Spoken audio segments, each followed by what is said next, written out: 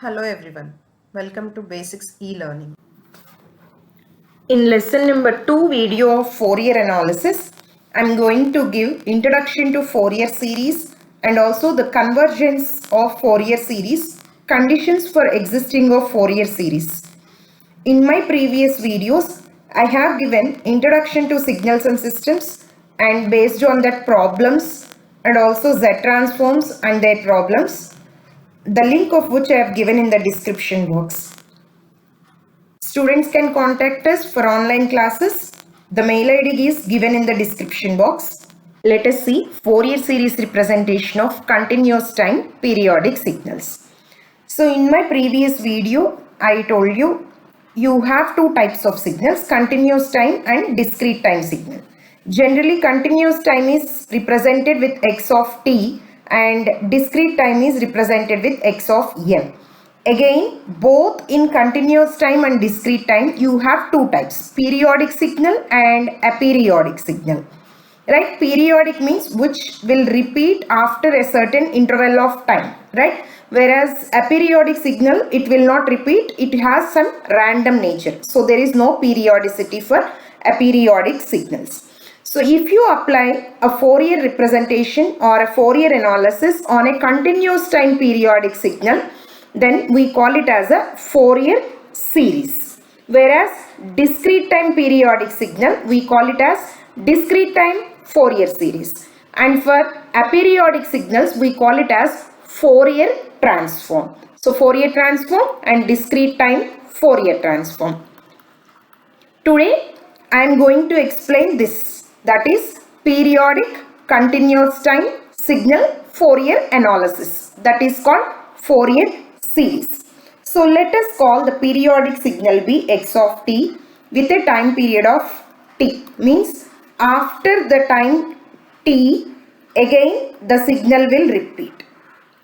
So the basic fundamental period here is t. This we call it as a periodic signal, right?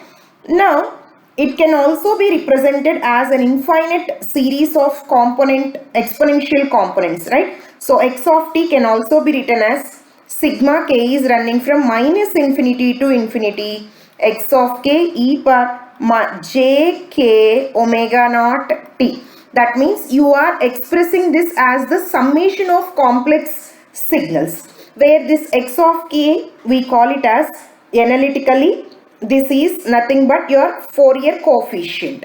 So x of k is given by 1 by t integral over t x of t e power minus j k omega naught t dt, right? So integral over t means integration is performed over that first time period because it is repeated again and again. So you can take the integration, you can consider the integration only for the first part, the basic signal, right? So you can notice that you have the set of two equations here, x of t and x of k, right? So for any given signal x of t, that is periodic continuous time periodic signal, the Fourier series x of k is given like this: 1 by t integral t x of t e power minus jk omega naught t dt, right? So the first equation, this we call it as a synthesis equation,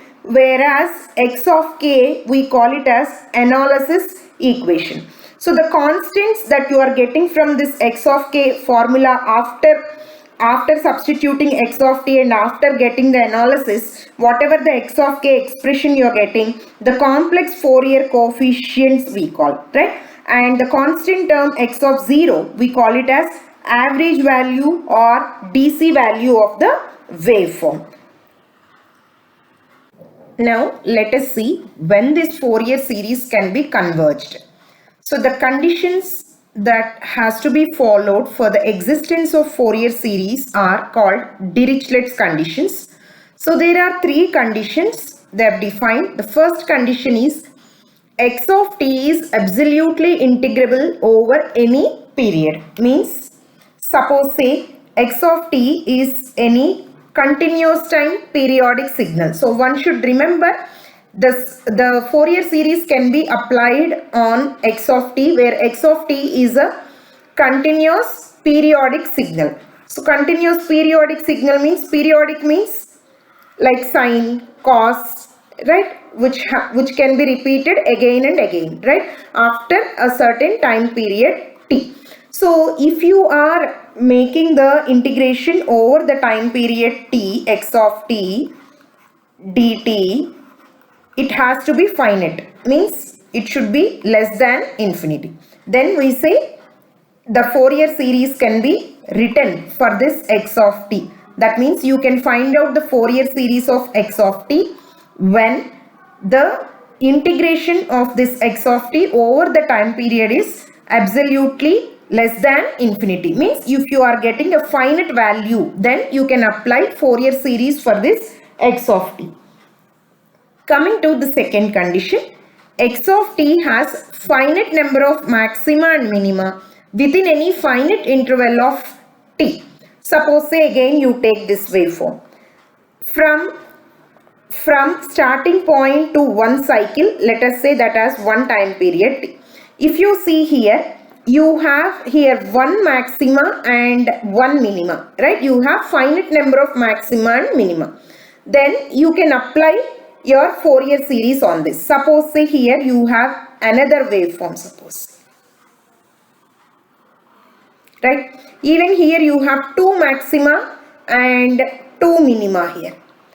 So it is finite in number. But suppose if you have increased the frequency, right, then you will get number of waveforms within one time period. Then you cannot define how many number of maxima or how many number of minima you are getting. Then such type of waveform if you are considering, you cannot apply Fourier series. Understood the meaning of finite number of maxima and minima, I think, right? Now coming to the third point, x of t has a finite number of discontinuities within any interval of t, and each of the discontinuities is finite.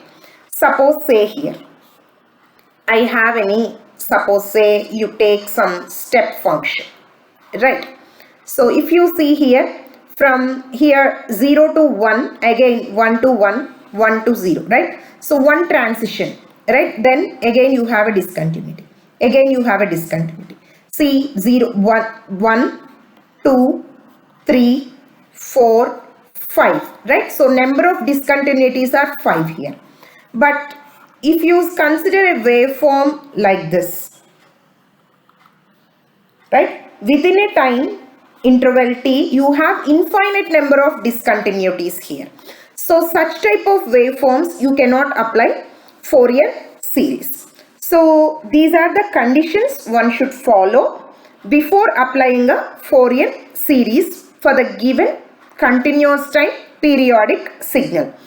So the first condition is x of t is absolutely integrable over a period of time, and also it should have finite number of maxima and minima and also finite number of discontinuities. Note that these Dirichlet conditions are sufficient to apply your Fourier series on the given signal, but not the necessary conditions to represent a Fourier series.